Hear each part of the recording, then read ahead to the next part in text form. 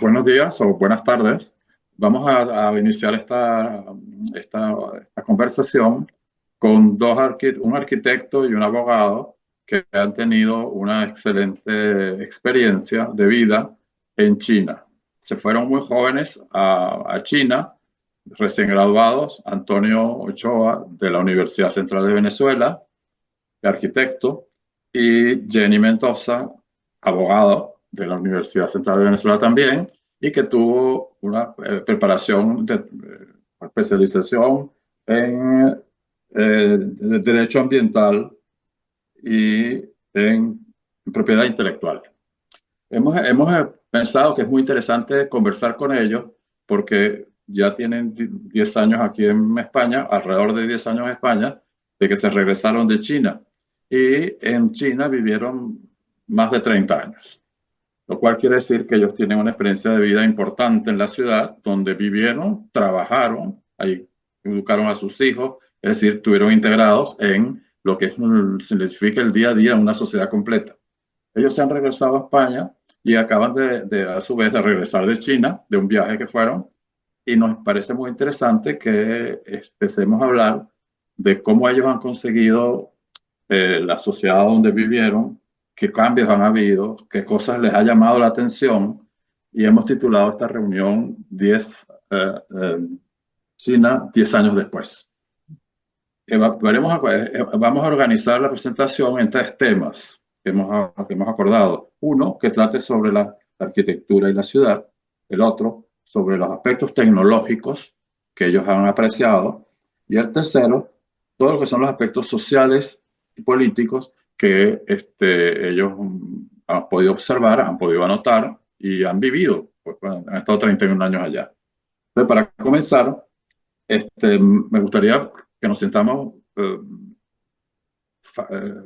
capaces de intervenir y de no hacerlo totalmente dirigido, porque es una conversación, y a lo mejor una pregunta que pueda hacer yo o cualquiera de los que pueda hacerla, pues decidan ustedes quién la responde o lo responden las dos. Eso le daría un poco de agilidad al trabajo. La primera, entonces vamos a empezar con el tema de arquitectura y ciudad. Un aspecto, yo soy arquitecto, y me parece muy interesante que empezar con ese tema. Además de que Antonio, pues yo creo que sería lo primero contar un poco cuál fue su experiencia como arquitecto, porque él trabajó en arquitectura de una manera bastante notable allá. Y mi primera pregunta sería, 10 años después, tu experiencia como arquitecto en China, ¿cómo te permite a ti a ver la ciudad donde estuviste, la sociedad, desde el punto de vista de la arquitectura o de la ciudad? Eh, bueno, complicada. Es complicada la pregunta. Déjame decirte un poquito, ¿no? El periodo donde yo vivía allá, cuando yo vivía allá, la arquitectura era una profesión bastante incipiente. Es decir, la relación cliente-arquitectura básicamente no existía. Los estudios de diseño eran instituciones del Estado. O sea, eran grandes oficinas como hubiera sido, como era en Venezuela, por ejemplo, el Banco Obrero, ¿no? Eran oficinas del Estado y cada institución del Estado tenía su correspondiente oficina de ingeniería, arquitectura y afines. Entonces, el arquitecto no tenía firma, el arquitecto era un burócrata. Entonces, eh, de allí, o sea, de esa China en donde esa relación cliente-arquitecto no existía, a la de ahora, bueno, ha pasado todos estos años y ha evolucionado mucho. Con decirte que, bueno, hoy en día, eso lo comenté, por cierto, en una charla que di allá en la Academia, en la Academia Nacional de Bellas Artes, que tiene una escuela de arquitectura. Comenté que China antes dependía mucho o sea, de traer ideas nuevas del extranjero, y necesitaba realmente formar a sus arquitectos en el extranjero. O sea, la mayoría de los arquitectos buenos, después que se graduaban, se iban a hacer posgrados en el exterior y regresaban. Bueno, hoy en día creo que China está bastante independiente en temas de arquitectura, o sea, no depende tanto de ideas traídas de afuera como antes. Y en ese sentido, bueno, siguen invitando arquitectos extranjeros. Nosotros, de las dos buenas visitas que hicimos esta última vez en Pekín, fueron a dos obras de Zaha Hadid, las dos terminadas post-mortem, después que ella murió. Pero las dos son probablemente de las obras más grandes que su estudio hizo. Una eran dos rascacielos, dos torres gigantescas en el suroeste de Pekín. eh, y el otro es el último aeropuerto, lo que llaman el Terminal 4. No sé si lo llaman Terminal 4, pero bueno, el cuarto aeropuerto que tiene Pekín, también diseñado por ella. Eh, Ahora bien, eh, no sé qué. O sea, el tema de la arquitectura, bueno, como te lo dije al principio, es compleja, da para una cátedra completa, ¿no? Pero por lo pronto te puedo decir eso y que ahora arquitectos jóvenes chinos se están destacando, ya te digo, no necesitan la muleta de las ideas extranjeras, ellos mismos son capaces de realizar buenas obras de arquitectura. He visto muy buenas obras de arquitectura hechas por los arquitectos chinos, que antes era bastante difícil de conseguir, ¿no? Bueno, me parece muy interesante. Es siempre bueno que las preguntas o las respuestas que hagamos sean cortas para poder dar la agilidad al Sí, sí, trabajo. sí. Me parece bien, vamos a aprovechar la coyuntura de que tenemos una nueva arquitecta, pero es un habitante de la ciudad, es una persona que la vivió, la sufrió seguro, también tiene algunas ideas que no solamente los arquitectos se nos pueden ocurrir de cosas que mejorar. ¿Qué te llamó esta vez la atención, Jenny, después de 10 años que estaba fuera, con respecto a cómo era la ciudad, o cómo eran los edificios que en esa ciudad estaba, o cómo era el movimiento en la ciudad? Bueno, la verdad es que una de las primeras cosas es una marcada predilección por la arquitectura contemporánea, estilo la arquitectura fluida, que es la idea de Zaha Hadid. Muchos de los edificios nuevos son edificios muy ambiciosos, desde el punto de vista de la ingeniería y del diseño en sí mismo, que coexisten, como ya lo veíamos cuando vivíamos allí, con edificios que tienen todavía una impronta, digamos, soviética, ¿no? Porque vamos a ver ahora fotos en el background en donde vemos edificios de Zaha Hadid que están inmersos en un barrio en donde todavía están estos edificios de balconcitos pequeños, todo muy abigarrado, todo muy denso, ¿no? Y entonces la coexistencia es yo les decía, Antonio, hay imágenes que me hacen recordar en esta visita la película Brasil de Terry Gilliam, porque es como una especie de Blade Runner con Casablanca, ¿no? Cosas que tú te das, incluso hasta desde el punto de vista que luego mencionaremos, tecnológico, etcétera. O sea, es una sociedad extremadamente moderna, contemporánea, combinada con cosas que están muy arraigadas del pasado, pero no como por ejemplo cuando uno visita Japón, en donde coexiste la modernidad con la tradición. Aquí no estaríamos hablando de tradición, porque como sabemos, China pasó por la revolución y por la revolución cultural, las antiguas usanzas y modas y la cultura estaba vista como decadente, expresiones burguesas, y entonces digamos que se hizo un borrón y cuenta nueva, y ese borrón significó pues un poco esa estética soviética, que se puede ver muy bien en la Plaza de Tiananmen, por ejemplo, y las construcciones de interés social combinadas con esta modernidad. Otra cosa que me llamó muchísimo la atención es comprobar cómo ese modelo de crecimiento que los chinos creo que se han copiado de Estados Unidos, en donde las ciudades se transformaron como Los Ángeles, o sea, la gente trabaja y va a los bancos, al teatro y lo que sea en el centro de la ciudad, pero luego vive en el extrarradio, en ciudades satélites, ¿no?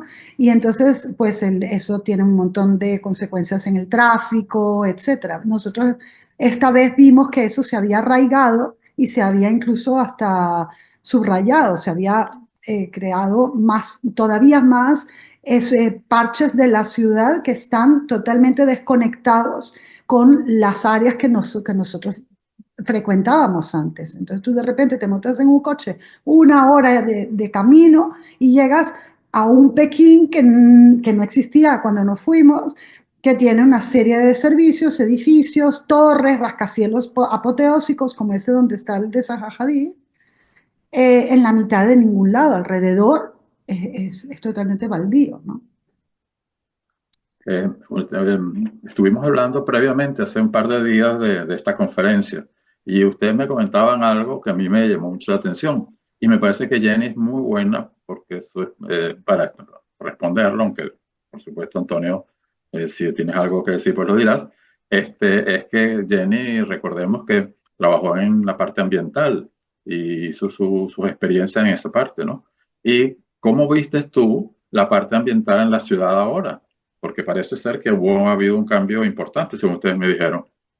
Sí, nos llamó muchísimo la atención que los árboles probablemente ya estaban allí cuando nos fuimos hace 7 años, ah, pero ahora están crecidos, son grandes árboles con una copa magnífica, hay muchísima jardinería, muchísimo cuidado del espacio público. También fue que nosotros visitamos septiembre y normalmente septiembre-octubre son los mejores momentos para visitar Pekín porque realmente está preciosa, ¿no? Eh, y desde que llegamos al aeropuerto nos pareció que habían creado bosques dentro de la ciudad. No perdamos de vista de que Madrid es un poco también perdón, Pekín también es un poco como Madrid, es casi que una tundra, ¿no? Es una zona desértica. Y entonces todo el esfuerzo que se hace en plantar árboles es algo hecho por el hombre, ¿no? Eh, pero se ha consolidado, la vi súper, súper limpia. Una de las razones por la que nosotros nos fuimos fue por la contaminación gravísima en la que estaba sumergida China y Pekín en particular. Ah, y ya los grados de contaminación del aire han bajado dramáticamente. La ciudad ha pasado también una especie, eso lo comentábamos, de embellecimiento, ¿no? El actual gobierno quiere convertir a la ciudad en algo aséptico, entonces ya no ves, si quieres comenta tú, los antiguos Por ejemplo, los barrios. barrios donde tenían actividades en la calle, todos se los han eliminado. Los mercados de la calle han sido eliminados y los han centralizado en edificios. Entonces son edificios que parecen centros comerciales, pero en realidad internamente funcionan como el mercado, ¿no? Con puesticos y tal, pero Intramuros. todo intramuros. O sea, ellos no quieren nada en la calle. Entonces, todavía existen algunas calles con comercio y vida en la calle, y que es una rareza. Es una rareza y por lo tanto se han convertido como en lugares turísticos, porque es donde te encuentras con la Pekín de verdad, con la Pekín bueno, de esa gente, de la gente que te vende comida de la calle, en fin, que tiene esa conexión con el público y las mesitas en la calle y tal, ¿no? Otra cosa que a lo mejor es notoria, por ejemplo, notamos mucho el silencio de la ciudad ahora. gracias a la electrificación de los coches. Creo que el 80, si no 90, 80% del parque automotor en Pekín al menos es eléctrico. Y eso se siente mucho, las motos y los carros absolutamente eléctricos. Sí, porque Entonces se siente, ese silencio se siente bastante. era una ciudad muy ruidosa, Pekín, muy, muy ruidosa, y de repente llegas a otra ciudad porque no se siente el motor de los cientos de millones de coches que había. Y otra cosa que están multando a los que tocan la corneta. Mm. Y antes como el chino es muy anárquico, el chino no respeta, por ejemplo, el rayado, ni el peatón, ni el vehículo, Conductor. ni el conductor. O sea, tú estás allí siempre como en la selva, ¿no? Estar pendiente de que no venga o sea, tú estás cruzando por la cebra, y si viene un coche a toda velocidad te tienes que parar porque él va a pasar, él no va a respetar tu rayado. Por lo tanto, antes todo eso se resolvía a punta de corneta. Entonces, y ahora como los multan, entonces eso ha ayudado en el tema del silencio. Entonces es bastante notorio el silencio en la ciudad. Y como última, antes de pasar a la parte tecnológica, que en China va a ser muy interesante de conversar, ¿qué aspectos negativos vieron con la ciudad, el tema ciudad o arquitectura, para mostrar un poco de lo que, La otra cara de la lo que es moneda. positivo? Pero bueno, sabemos que hay sombra siempre, hay claridad y sombra en todo. Sí, bueno, es que los aspectos negativos ya se veían venir, ¿no? Porque estamos hablando de Pekín, ¿no? La planificación urbana de Pekín ya de por sí venía con mucho problema, porque es una planificación que hereda la distribución de la tierra que se hizo durante la revolución, que era la división entre unidades de trabajo. Entonces, esas unidades de trabajo que tenían fábrica, tenían residencias, tenían escuelas, o sea, eran autosuficientes, por supuesto eran unas áreas gigantescas. Entonces, las manzanas en Pekín son manzanas gigantescas, son manzanas de 2 kilómetros. Y después, en esas manzanas que se hicieron los desarrollos, eh, qué sé yo, pequeñas urbanizaciones, conjuntos de residencias o de oficinas, ellas internamente no crearon una segunda red vial, sino que o sea, es un mundo en sí mismo interno. O sea, que no se proyecta hacia la ciudad. Entonces, claro, caminar por Pekín es una desgracia. Es muy ingrato. Es muy ingrato, Sí.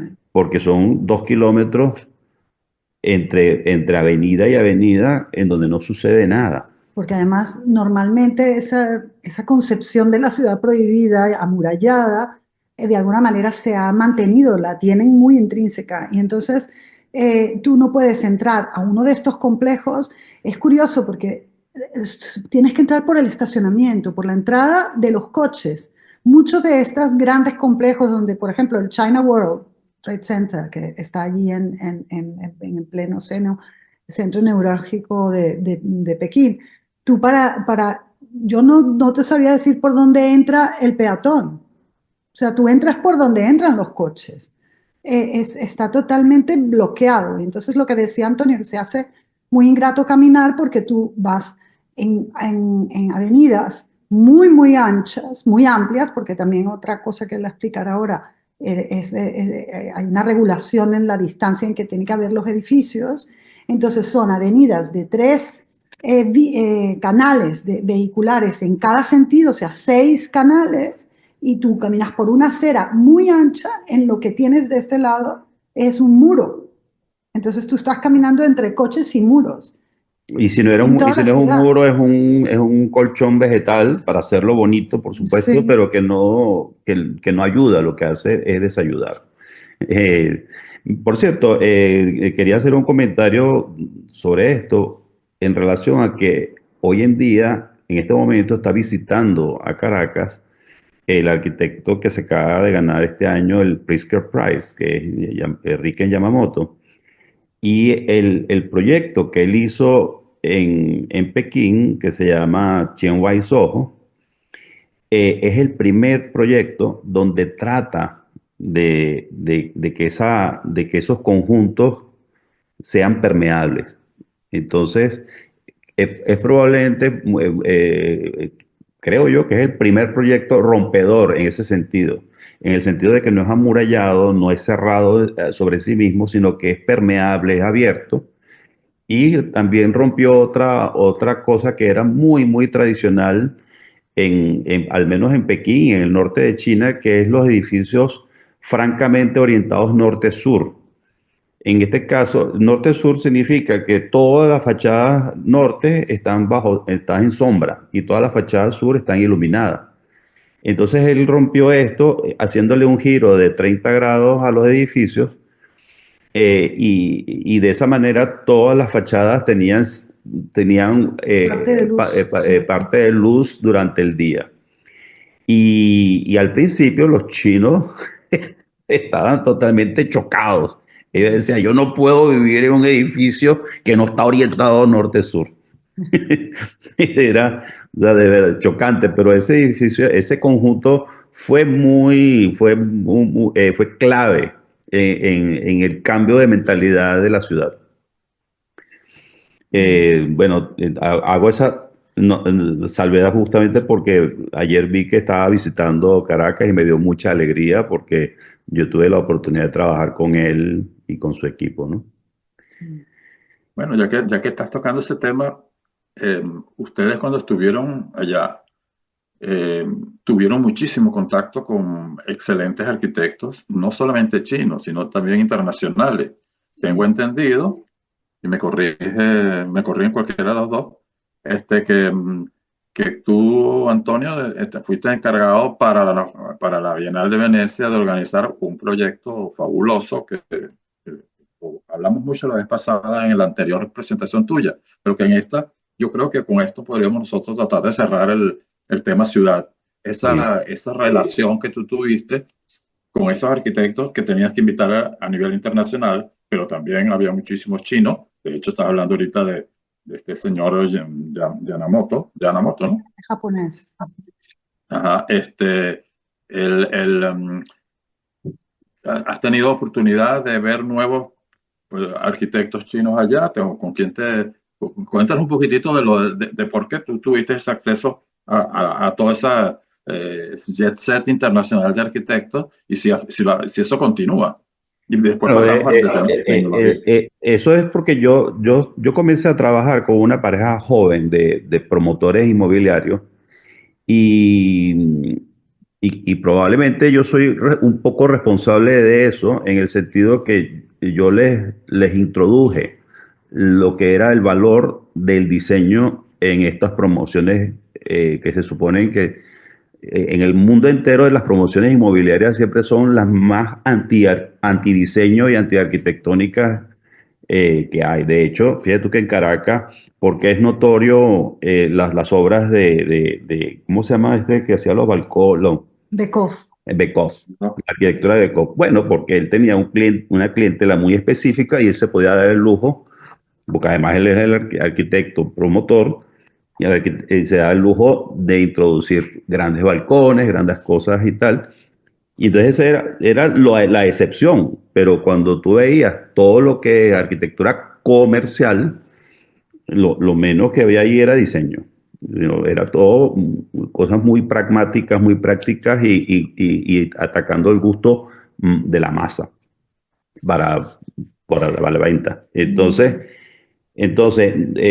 alguna manera yo pude convencer a esta pareja que la vía que le hacía falta a un lugar donde había tan poco diseño y una estética tan desastrosa, era la vía del diseño.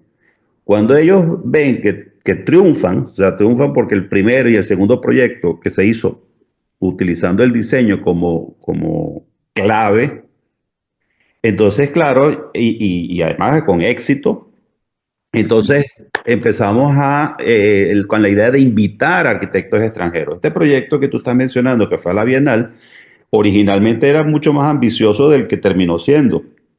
Era hacer un conjunto de casas en un valle cerca de Pekín, al lado de la Gran Muralla. Y la idea era invitar a 100 arquitectos, o sea, 100 arquitectos distintos, y cada arquitecto haciendo un proyecto, una casa con un proyecto, con una idea distinta de casa. Al final, por supuesto, la economía hizo ¿no? y los pies sobre la tierra. Al final fuimos 12 arquitectos. Entre ellos, por supuesto no, entre ellos, por cierto, uno que después también fue ganador del premio Pritzker, que fue Shigeru Ban. En ese momento Shigeru Ban no tenía ni idea que iba a llegar tan lejos, ¿no? Y otros que no han tenido el Pritzker, tampoco, no han tenido el Pritzker, pero a lo mejor lo tendrán en algún momento, como Kengo Kuma. Kengo Kuma es arquitecto sensacional. O el coreano Sung Sung. En fin. Entonces, claro, a partir de ese momento, la oficina donde yo estaba trabajando se convirtió en una especie de imán de los arquitectos extranjeros. Entonces, cuando ellos iban a Pekín a buscar proyectos, lo primero que hacían era pedir cita en la oficina nuestra para que le viéramos el proyecto. Yo fui, por ejemplo, asistí a una presentación de Herzog and de Monroe, ¿no? Que trajeron su portafolio e hicieron su presentación para que viéramos los proyectos y los escogiéramos para el próximo proyecto. Entonces, en ese sentido, pues, tuvimos ocasión de conocer y compartir con muchos arquitectos. Yo me acuerdo haber almorzado con Ren Koolhaas, por ejemplo. A este Herzog, por ejemplo, lo llevé a conocer templos y lugares así como emblemáticos en Pekín y tal. Zaha Hadid estuvo en nuestra casa. un par de veces. En fin. Los holandeses, Vinnie Maas. Lo de MBRDB. Son buenísimos. Sí. Bueno, o sea que estamos entrevistando a una pareja que tenía esos tiempos que vivieron en China, fueron tiempos que les permitió a ellos trabajar de una manera novedosa, pero también vivir y convivir con un grupo, en una época que, como a veces ustedes me han comentado, era el final de la China estatizada y sin movimiento al cambio que se dio. Ustedes vieron ese cambio. Eso lo vamos a dejar para el tema social pero vamos a pasar al tecnológico porque tenemos una media hora que empezamos y creo que con el tecnológico terminamos, cortamos y seguimos después.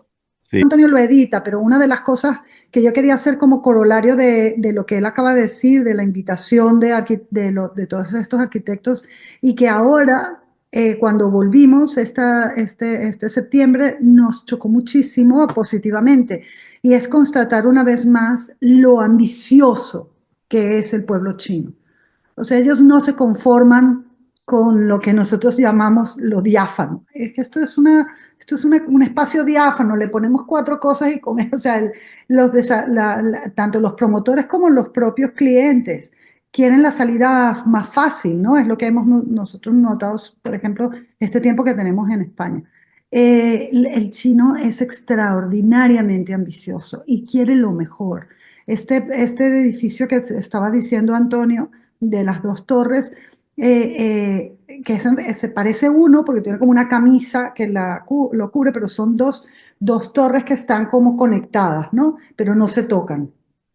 Y es el atrio más alto del mundo, es un atrio de 70 pisos, tú entras allí y tú te sientes, como decía yo antes, que estás en una película futurista, ¿sabes? O sea, es muy impresionante que alguien quiera apuntar tan alto cuando probablemente va a ganar exactamente la misma cantidad de dinero si lo hace, como dicen los chinos, sui bien, ¿no? Si lo hace más o menos. O como le dicen los madrileños, diáfano. Diáfano, sí.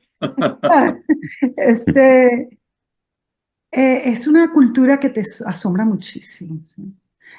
Bueno, pues pasemos ahora al aspecto tecnológico y a mí me llama mucho la atención porque China tecnológicamente está dando la hora, está en una carrera que uno no sabe dónde se va a parar. Entonces, sería interesante ver cómo la tecnología, cómo los impresionó, cuáles son los brillos y cuáles son las oscuridades que ya pueda tener, porque a lo mejor por allá, por China va a comenzar la evaluación de la aplicación de las cosas, porque si tú te vas a Venezuela, por ejemplo, ahí la parte tecnológica está sencillamente por subsuelo. Entonces, lo que vamos a hacer cuando haya que hacer es ponernos al nivel de las buenas experiencias. Creo que es muy interesante como tema este que ustedes van a tocar. Eh, Entonces, nada, pues, tener la tecnología, ¿para qué sirve? ¿Para qué le ha servido a los chinos?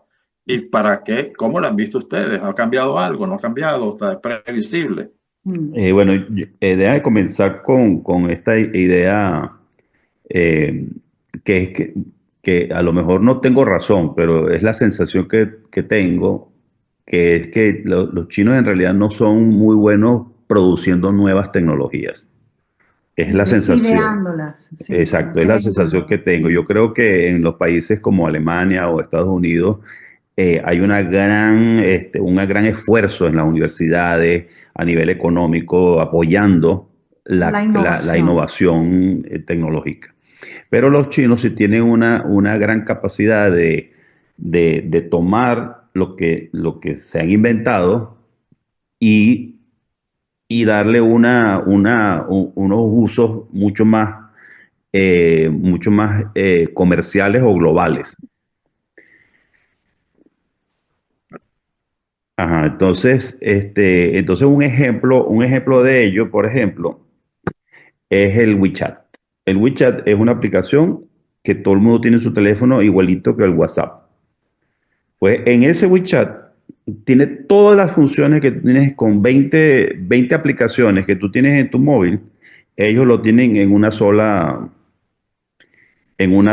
aplicación. Por ejemplo, ellos pueden reservar hoteles allí, ellos pueden llamar a los taxis allí, ellos pueden, el pago, por ejemplo, eso es interesantísimo porque todo el mundo paga con dos aplicaciones, que es o WeChat o Alipay se llama, una otra aplicación que es especialmente para pagar. Pero vamos a ponerlos en contexto. O sea, básicamente es Occidente el que inventa las redes sociales y es Occidente el que inventa la banca online y es Occidente el que lanza Uber y en España Cabify, a Booking.com, todas las reservas online, plataformas para pedir comida. Eso se traduce en cualquiera de nuestros móviles en 25 aplicaciones porque para cada una de esas cosas tú te tienes que bajar la aplicación específica. Pues los chinos cogieron, crearon el lanzamiento fue como una red social china que se llama WeChat. Entonces, en esa red social ellos recogieron Facebook, Instagram, WhatsApp, YouTube, ¿verdad? La recogieron y además le empezaron a añadir. Entonces, la banca online es a través del WeChat, o sea, como si tú con tu WhatsApp pudieras básicamente, aparte de ver los vídeos y las fotos que te envían de tus sobrinos, etcétera, además pudieras hacer reservas de aviones, de hoteles, pedir taxis con la misma aplicación, pedir comida a Amazon, está allí metida, que no es Amazon, es otra. Reservas médicas, Recomendaciones, recomendaciones dónde comer o qué llevar o etcétera. Bueno, vamos, y además de todo lo que tú ves en Instagram, los vídeos, los chistecitos, o sea, las noticias, o sea, todo, todo, o sea, todo, todo. todo lo que tú tienes con muchas aplicaciones, la tienes allí. Por ejemplo, fíjate tú, una cosa que nos sucedió hace poco alquilando un carro eléctrico. Yo, nosotros Aquí tuvimos en España. aquí en España un carro eléctrico que alquilamos y yo tuve que bajarme, en una semana que usamos ese carro, yo tuve que bajarme 7 aplicaciones distintas, porque en donde enchufábamos, el operador de esa torre eléctrica Es distinto. es un proveedor distinto, por lo tanto ese proveedor distinto te exigía que tú bajaras su aplicación y te aprobara tu tarjeta de crédito. En China, a lo mejor las torres eléctricas pertenecen también a miles de proveedores distintos, pero todo el mundo paga con un sistema que es WeChat. Entonces, entonces no tienes que bajarte 10 aplicaciones, sino que el hecho de que WeChat tenga tu tarjeta de crédito ya está aprobado, ya el proveedor confía en que tu pago es bueno. Sí. Los coches eléctricos, hablando de tecnología, bueno, no sé si sabes que China le dio una gran luz verde a Elon Musk y Tesla para fundar allí grandes centros de producción de baterías y de coches Teslas. De hecho, cuando nosotros nos fuimos a China, nos fuimos de Pekín a Madrid, recuerdo que todos los Uber, que no se llamaban Uber, eran Teslas. Los taxis eran Teslas hace 8 años. En Hong Kong todavía se veía más. Entonces ellos hicieron un gran incentivo, cosa que también hicieron en otros momentos de los 25 años que vivimos allí, con todo el equipamiento para hospitales, todo el equipamiento para mobiliario público, etcétera, y crean ventanas de incentivos fiscales para que empresas extranjeras vengan a China. Por supuesto, fascinados por la magnitud del mercado chino, pero claro, ahí hay una fortísima transferencia de tecnología. Entonces tú hoy, volviendo a lo de los coches eléctricos, que ya habíamos mencionado antes que el 80% del parque automotor es eléctrico, tú lo que ves son hijitos de Teslas. O sea, yo le decía a Antonio, esto es como si un Tesla y un Volvo se Se, hubieran casado y hubieran tenido hijitos.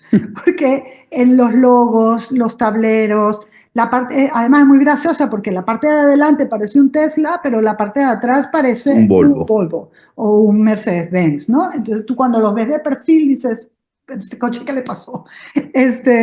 Pero son altamente eficientes cuando, este ejemplo que estaba poniendo Antonio antes, del coche que alquilamos aquí, teníamos una autonomía nominal de 300 kilómetros, que como era, íbamos en autopista, porque lo alquilamos de Madrid, para venir a un viaje de Madrid al norte, a Bilbao, lo tuvimos claro, tú vas en autopista, entonces no son ya 300 kilómetros, se te reduce a 180 kilómetros con suerte, con lo cual tuvimos que pararnos 3 veces a cargar ese coche. En Pekín, los coches tienen una autonomía nominal de 900 kilómetros Y en la y en la práctica práctica 700. 750.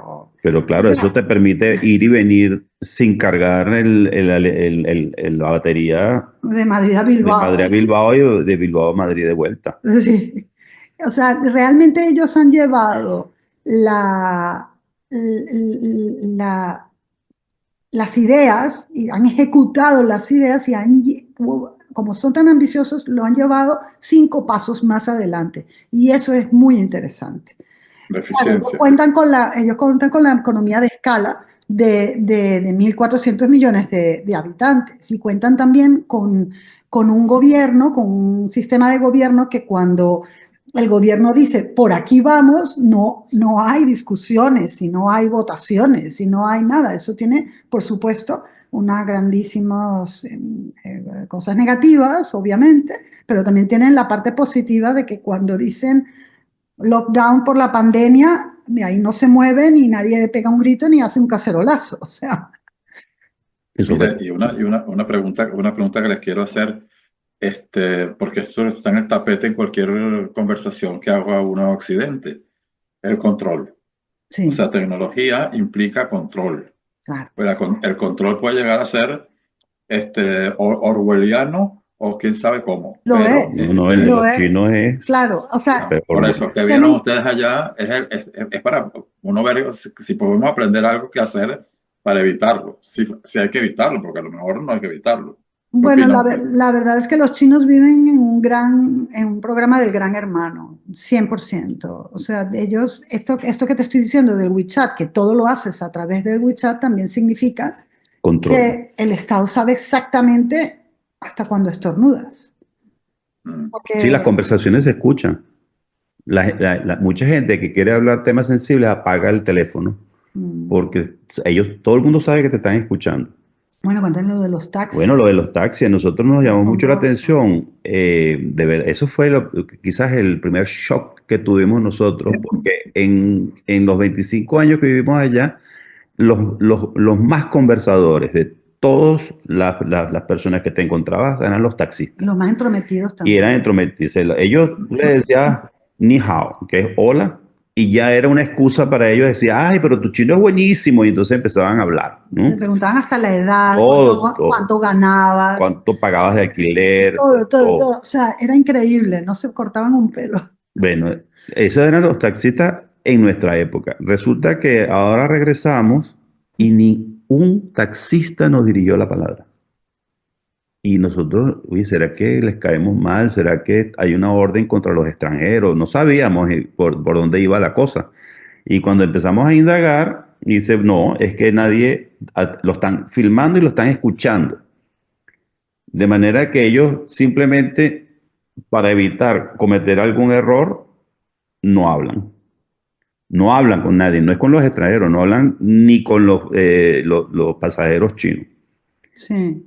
Luego, cuando tú entras en el metro, sales, tienes que parar para que te tomen fotos de la cara en los centros comerciales. O sea, ahí las cámaras están por todos lados, el Y reconocimiento el facial. reconocimiento facial, ¿sí? En el aeropuerto, cuando nosotros llegamos, yo entiendo que te tomen una foto, en muchos países te toman una foto de control de pasaporte, pero es que estos fueron 3 fotos que nos tomaron de distintos ángulos, o sea, ellos realmente estaban bajando todos tus datos para el reconocimiento facial durante tu visita. Sí.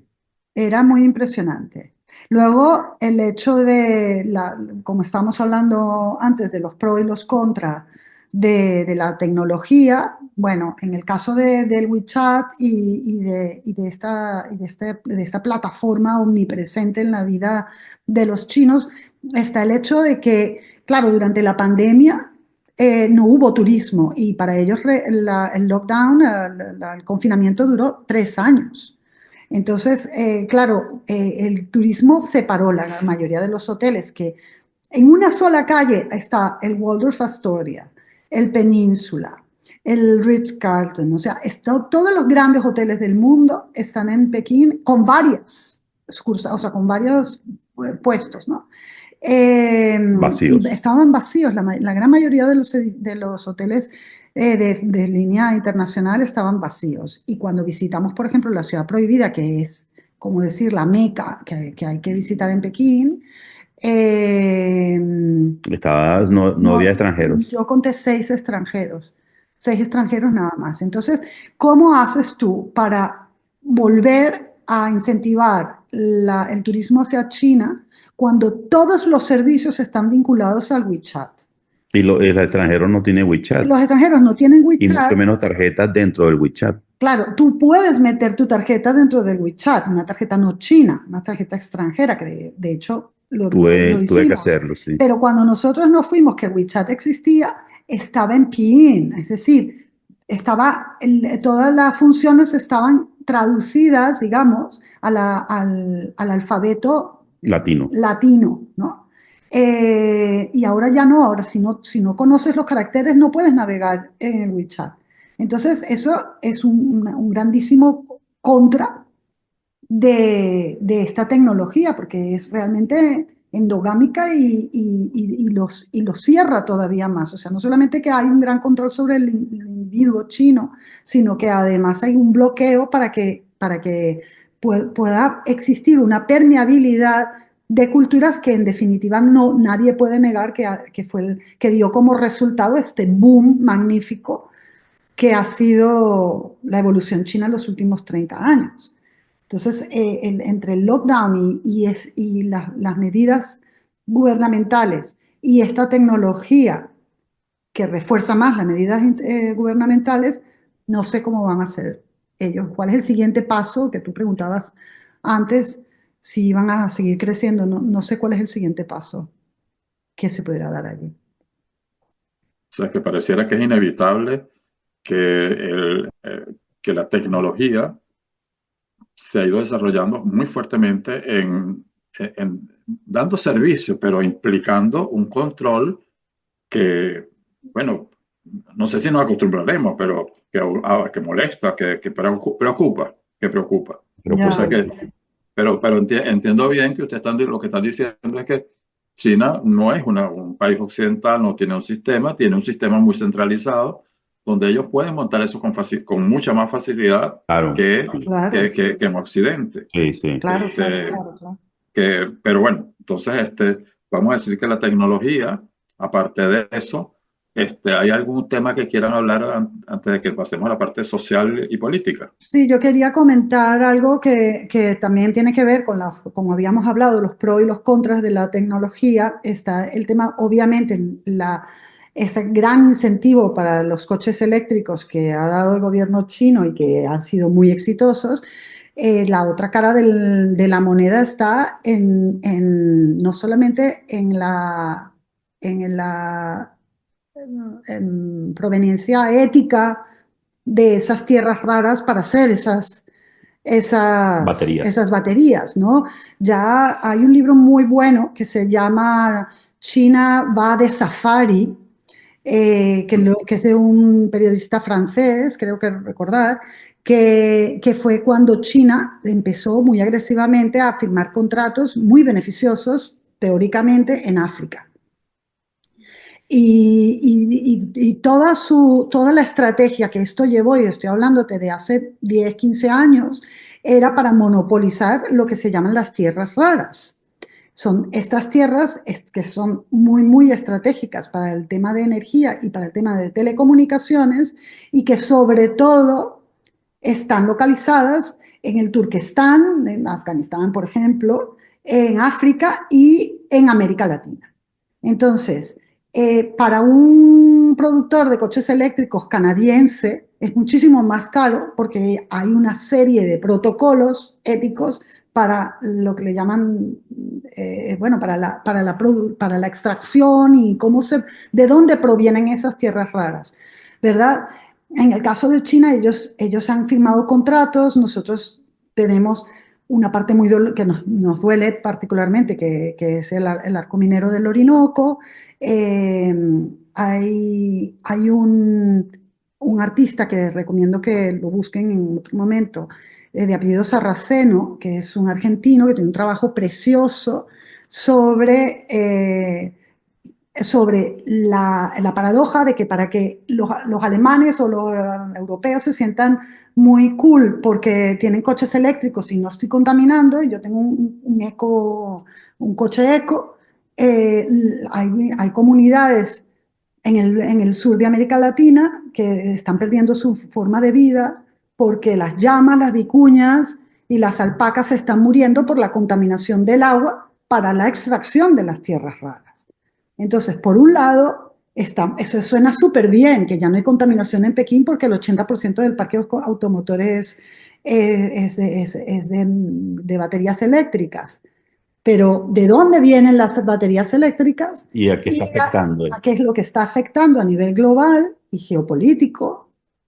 Y además, ¿a dónde van las baterías? Porque las baterías tienen un tiempo útil determinado. ¿Qué va a pasar con esas baterías que, según entiendo, yo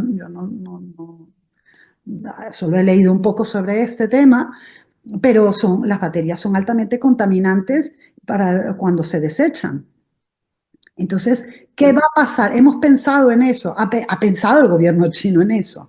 O sea, hay una cierta inmediatez que preocupa y no tengo respuesta para ver qué es lo que va a pasar después. Bueno, pareciera que la tecnología nos atrapa a todos, seamos chinos o seamos no chinos, porque lo de la contaminación que Jenny está hablando en este momento es un problema muy preocupante en estos momentos, que solamente con las pilas de las baterías y móviles y cosas de ese tipo, ya hay una contaminación enorme, enorme, que no se sabe muy bien dónde la están enterrando.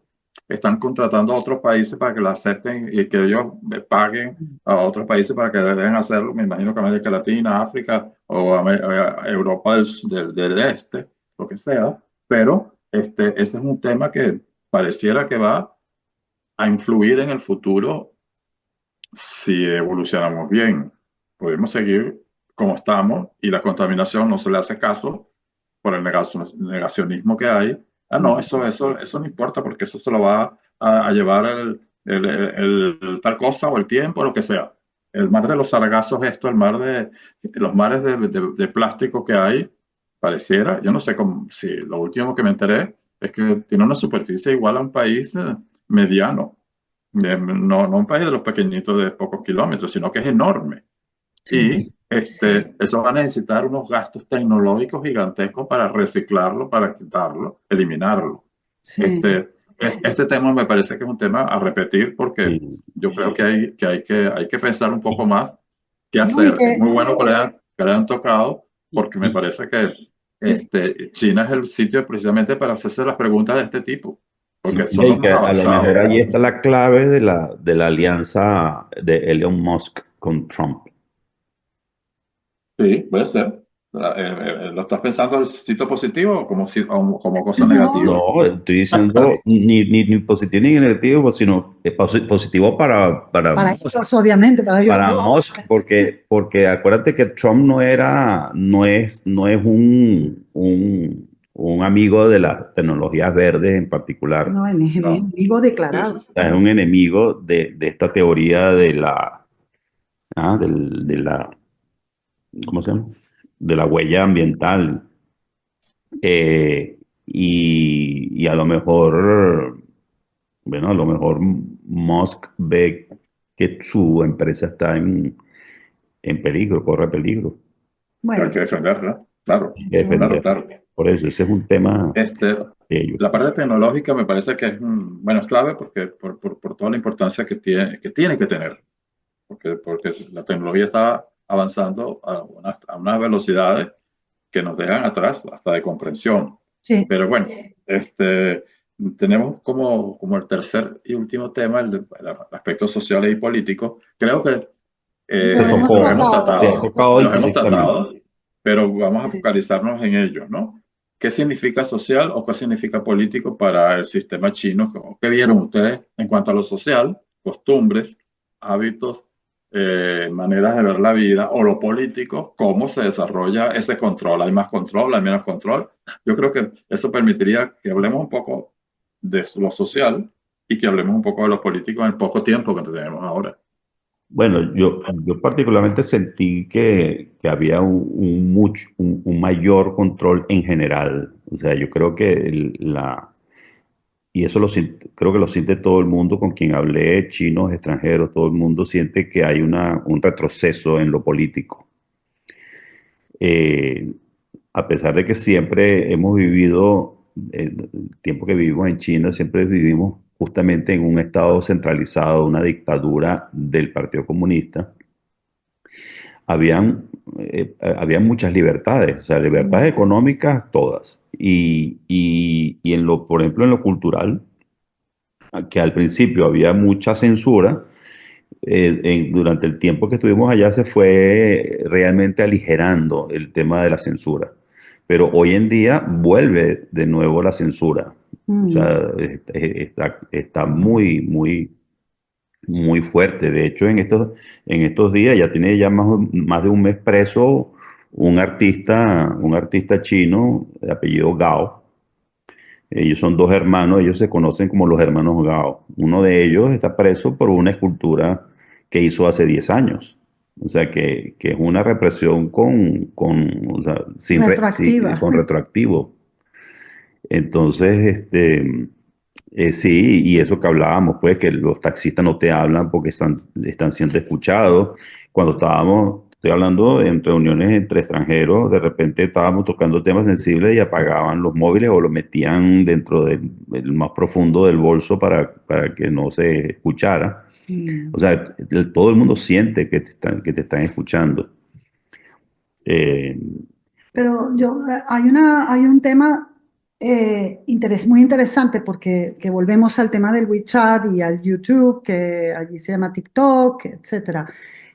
Pareciera, o sea, se ve, se siente cuando hablas con la gente, etcétera, que hay una reflexión, pero al mismo tiempo están masivamente grabando. Ay, sí. Es que esto es increíble, o sea, tú me imagino que vas en el metro, caminas por Madrid, etcétera, y estás viendo a la gente tomándose selfies o grabándose, pero nosotros los primeros días estábamos muy asombrados. De hecho, nos paramos los dos porque había alguien que tenía cerca de la ciudad prohibida el trípode puesto con luces y todo en la mitad de la calle.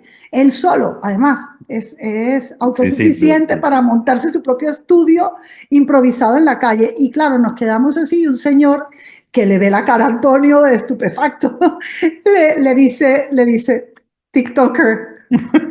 TikTok.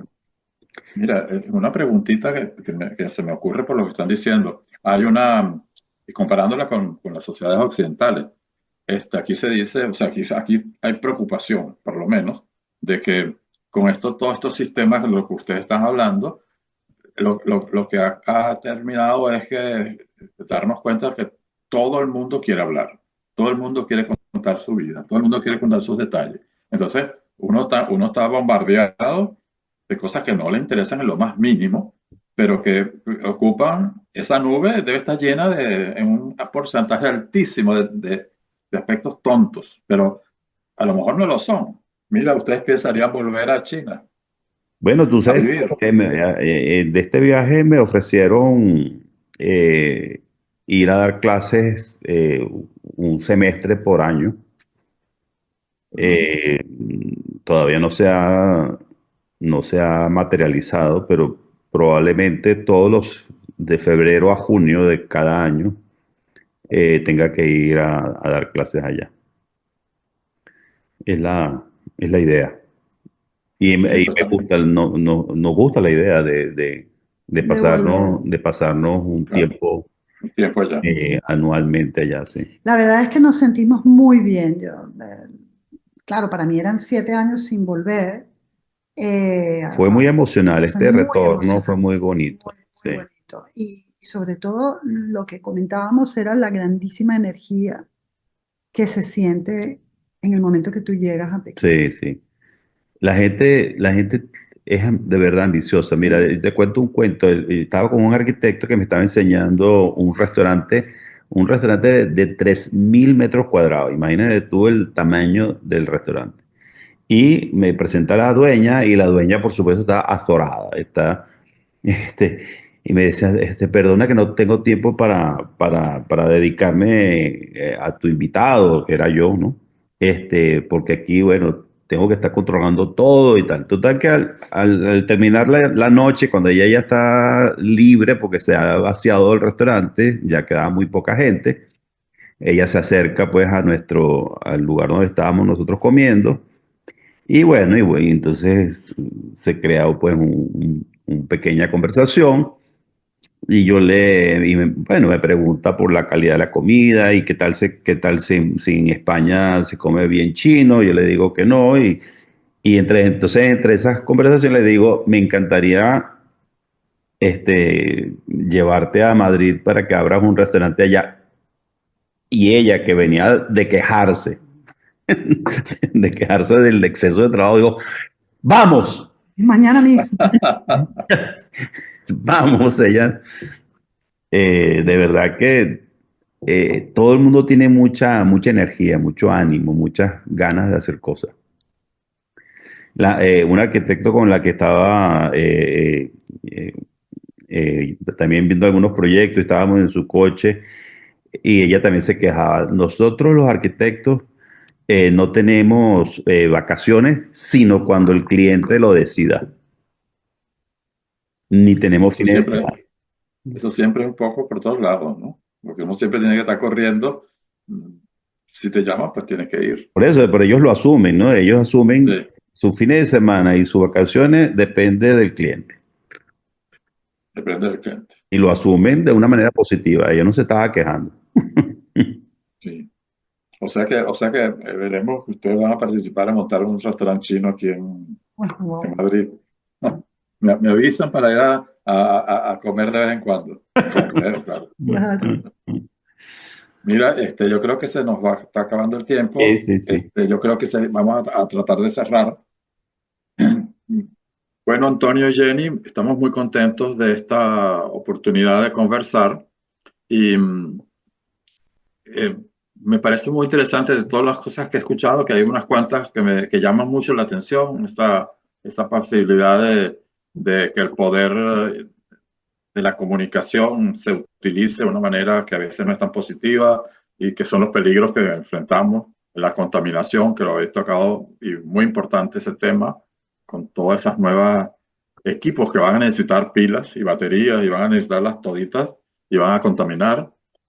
Y quizás lo que más me llamó la atención fue que ustedes notan la existencia de un espíritu en los chinos de buscar, de ser ambiciosos, no conformarse.